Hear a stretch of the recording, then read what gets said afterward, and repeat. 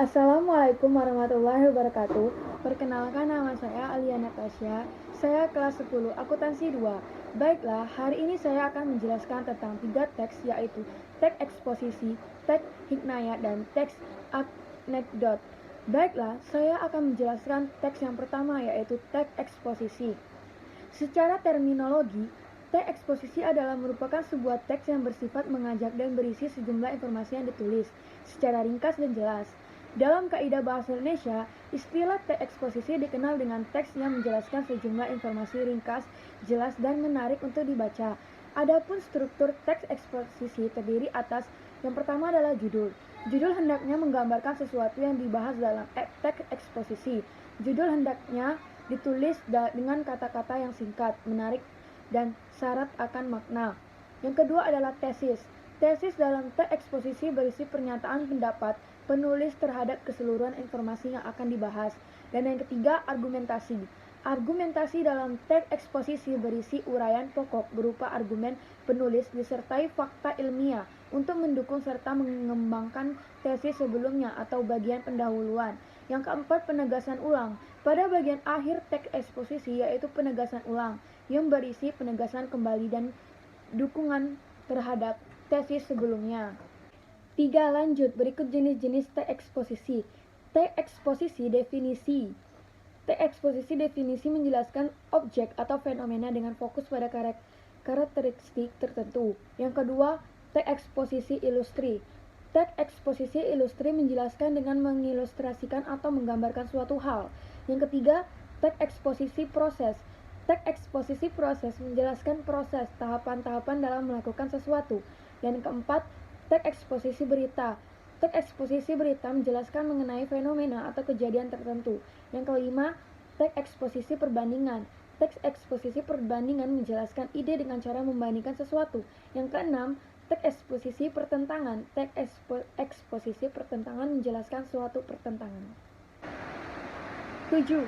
Teks eksposisi analisis. Teks eksposisi analisis mengidentifikasi gagasan utama menjadi persebagian lalu dikembangkan secara berurutan. Yang kedelapan, teks eksposisi klasifikasi. Teks eksposisi klasifikasi menjelaskan pembagian atau pengelompokan ke dalam kategori tertentu. Yang keempat, adapun ciri-ciri teks eksposisi yang diantaranya yaitu yang pertama adalah singkat dan padat. Kedua, gaya informasi yang mengajak. Ketiga, penyampaian teksnya secara lugas. Yang keempat, menggunakan bahasa yang baku. 5. Menjelaskan informasi-informasi pengetahuan. 6. Tidak memihak berarti tidak memaksakan kemauan dari penulis terhadap pembacanya. Yang ketujuh, teks eksposisi bersifat objektif dan netral. Yang kedelapan, penjelasannya disertai data-data yang akurat. Yang kesembilan, fakta digunakan sebagai alat konkretasi atau kontribusi. Umumnya menjawab pertanyaan apa, siapa, kapan, di mana, mengapa, bagaimana. 5. Unsur kaidah penulisan teks eksposisi beberapa langkah tersebut sebagai berikut. Yang pertama adalah langkahnya menentukan topik yang akan disajikan. Yang kedua, menentukan tujuan eksposisi. Ketiga, memilih data yang sesuai dengan tema. Yang keempat, membuat kerangka karangan. Yang kelima, pembahasan dengan mengembangkan kerangka karangan. Yang keenam, membuat simpulan. Adapun unsur kebahasaan teks eksposisi yaitu 1.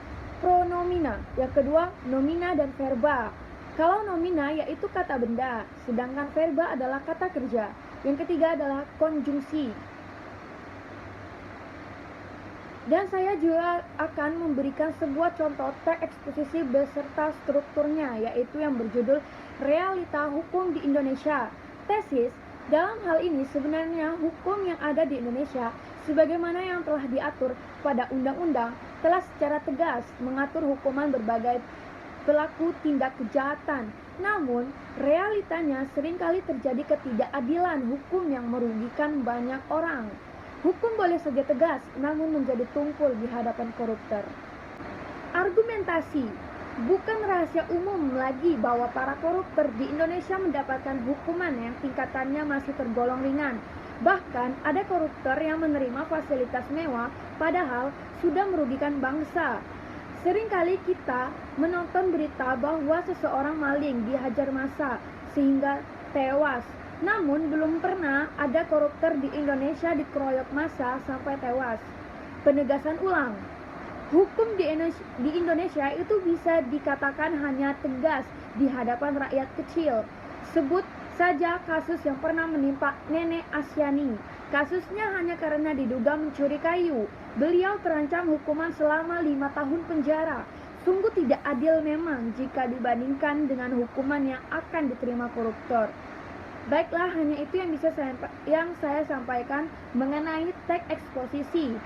Dan kalian juga bisa mencari di internet mengenai teks eksposisi yang lebih dalam. Dan saya akan membahas tentang teks yang kedua, yaitu teks hikayat. Hikayat adalah salah satu bentuk sastra prosa, terutama pada bahasa Melayu, yang berisikan mengenai suatu kisah, cerita, dan juga dongeng. Pengertian hikayat merupakan salah satu karya sastra yang lama, yang memiliki bentuk prosa, yang di dalamnya mengisahkan mengenai kehidupan dari keluarga istana, kaum bangsawan, ataupun juga orang-orang ternama dengan segala kegagahan, kehebatan, kesaktian, ataupun juga kepahlawanannya. Hikayat tersebut berasal dari bahasa Arab, yakni haka, yang memiliki arti bercerita atau menceritakan. Fungsi hikayat adalah sebagai pembangkit semangat, penghibur, pelipur lara, atau juga hanya untuk meramaikan sebuah pesta. Adapun struktur hikayat antara lain: 1. Abstraksi merupakan ringkasan ataupun inti dari cerita yang akan dikembangkan menjadi rangkaian-rangkaian peristiwa atau bisa juga gambaran awal dalam cerita. Abstrak bersifat opsional, yang artinya sebuah teks hikayat boleh tidak memakai abstrak. Yang kedua adalah orientasi. Orientasi adalah bagian teks yang berkaitan dengan waktu, suasana, maupun tempat yang berkaitan dengan hikayat tersebut. Ketiga, komplikasi. Berisi urutan kejadian-kejadian yang dihubungkan secara sebab dan akibat. Pada bagian ini, kita bisa mendapat karakter ataupun watak dari tokoh cerita, sebab kerumitan mulai bermunculan. Keempat, evaluasi. Konflik yang terjadi yang mengarah pada klimaks merupakan mendapat penyelesaian dari konflik tersebut. Yang kelima, resolusi. Resolusi pada bagian ini si pengarang mengungkapkan solusi terhadap permasalahan yang dialami tokoh atau pelaku. Yang keenam adalah koda. Ini merupakan nilai atau pelajaran yang dapat diambil dari suatu teks cerita oleh pembacanya. Selain itu juga ada ciri-ciri dan karakteristik hikayat.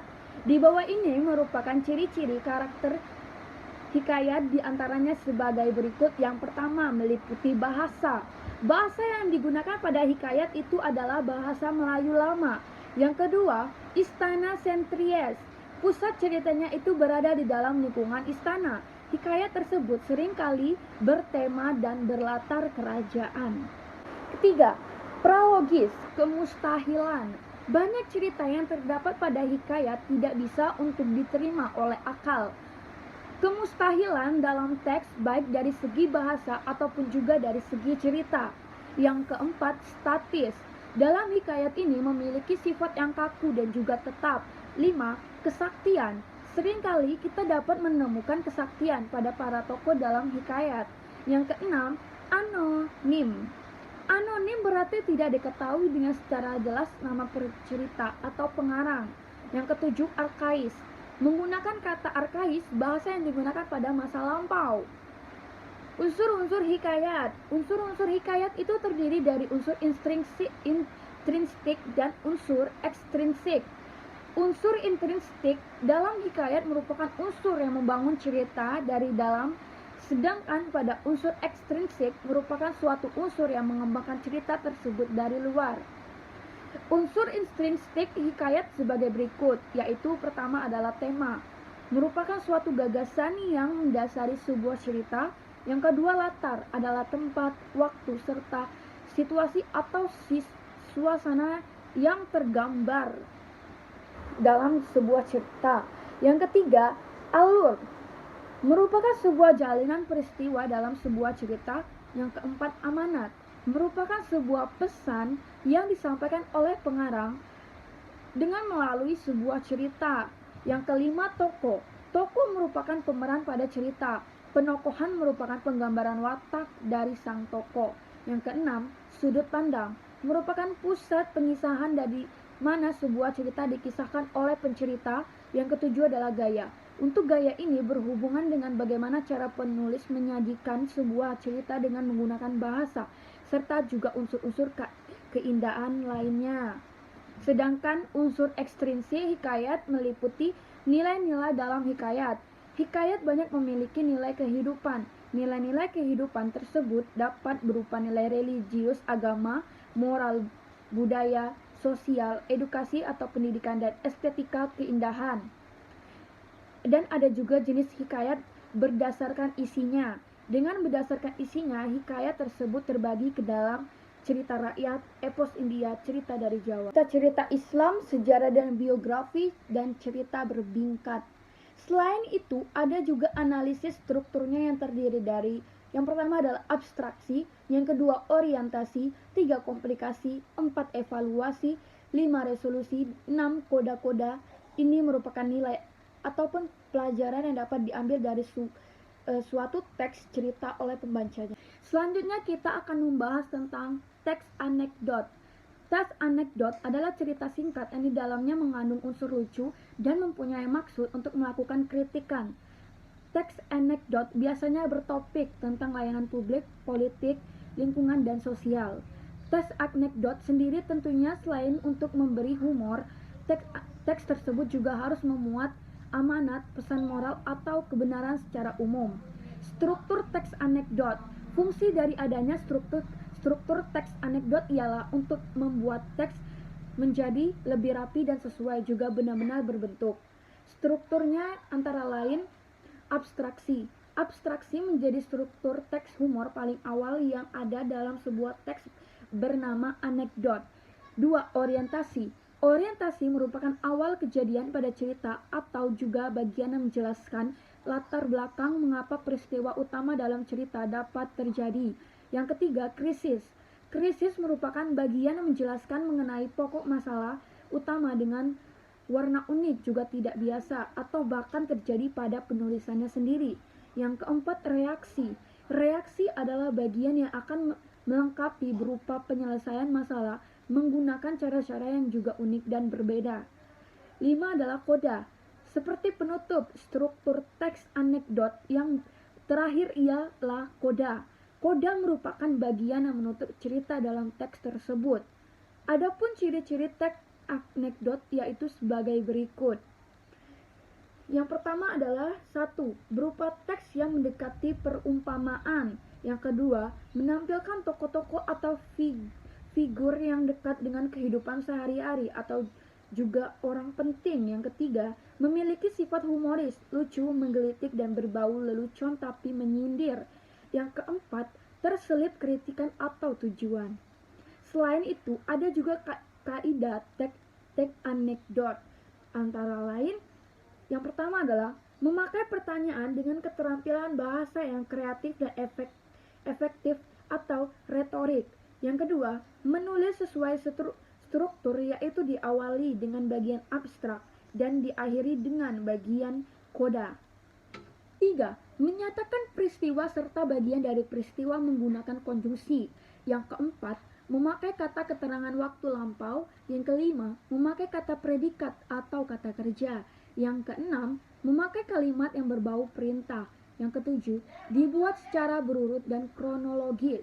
Selain itu, ada beberapa langkah yang harus diperhatikan dalam menyusun teks anekdot. Di antaranya yaitu, pertama, kamu menentukan topik sebagai masalah yang akan disorot. Selanjutnya, kamu menentukan tokoh terkait. Setelah itu, tinggal menentukan peristiwa yang menjadi latar belakang. Lalu, kamu merinci peristiwa dalam alur anekdot yang meliputi abstraksi, orientasi, krisis, reaksi, dan koda. Kemudian mengembangkan kerangka anekdot menjadi sebuah cerita yang utuh. Terakhir, kamu tinggal melakukan penyuntingan. Dan itulah yang bisa saya sampaikan dan menjelaskan mengenai teks eksposisi, hikayat, dan teks anekdot. Jika ada kata salah yang Yang salah, saya minta maaf yang sebesar-besarnya. Wabillahi taufik wal hidayah. Wassalamualaikum warahmatullahi wabarakatuh.